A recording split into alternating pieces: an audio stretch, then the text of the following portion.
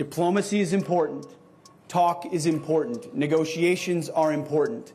But ultimately, beans and bullets and tanks and helicopters and hard power still matters. But most significantly, the capability of European countries to step up.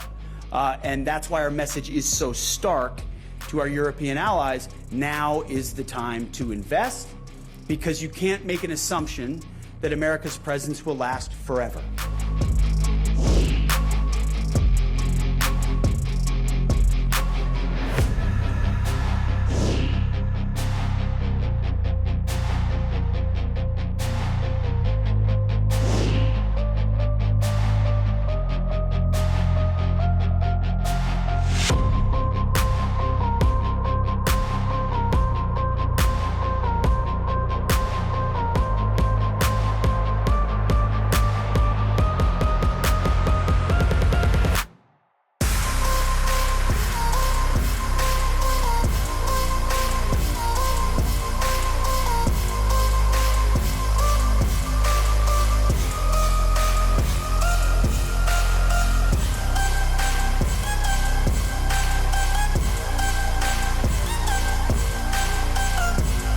Poland leads by example on a lot of things, including defense spending, building up Polish military readiness. Yesterday in Brussels, we both talked a lot about spending and the need for hard power.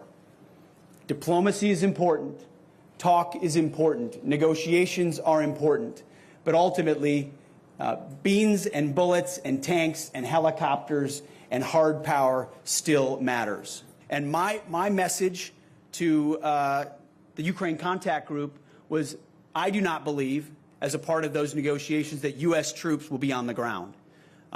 You can say that, and I believe that to be true. I don't believe that's what President Trump has said. That is what he has emphasized, that this is for Europeans to resolve alongside Ukraine and Russia, and that U.S. boots will not be on the ground. Again, negotiations happen.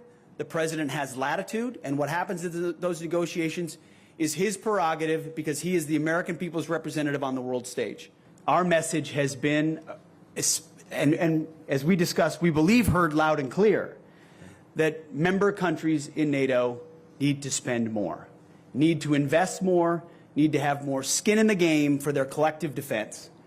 That is not just a suggestion from the United States of America. That is a direct request, which we will follow up on as a reflection of their desire and commitment to actually defend their own backyard. That's a serious aspect of NATO becoming a serious alliance in the future. As I mentioned, you can have as many flags as you want, but if you don't have hard power, you're not an actual alliance. And unfortunately, our adversaries look at that and they judge accordingly. What happens 5 or 10 or 15 years from now is part of a larger discussion that reflects the threat level, America's posture, our needs around the globe, but most significantly, the capability of European countries to step up. And that's why our message is so stark to our European allies. Now is the time to invest, because you can't make an assumption that America's presence will last forever. Well, I appreciate those words, and I agree.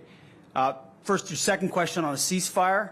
I think the president has stated that that could be part of a good faith aspect at the beginning of negotiations, which the president's goal is to stop the killing, end the violence and the death. Part of doing that could be a ceasefire, and that could be a welcome development. You don't have to trust somebody in order to negotiate with them. But as Ronald Reagan said, if you don't trust, you need to verify. And so there will be a follow-up in ensuring that whatever peace is negotiated is a lasting and enduring peace.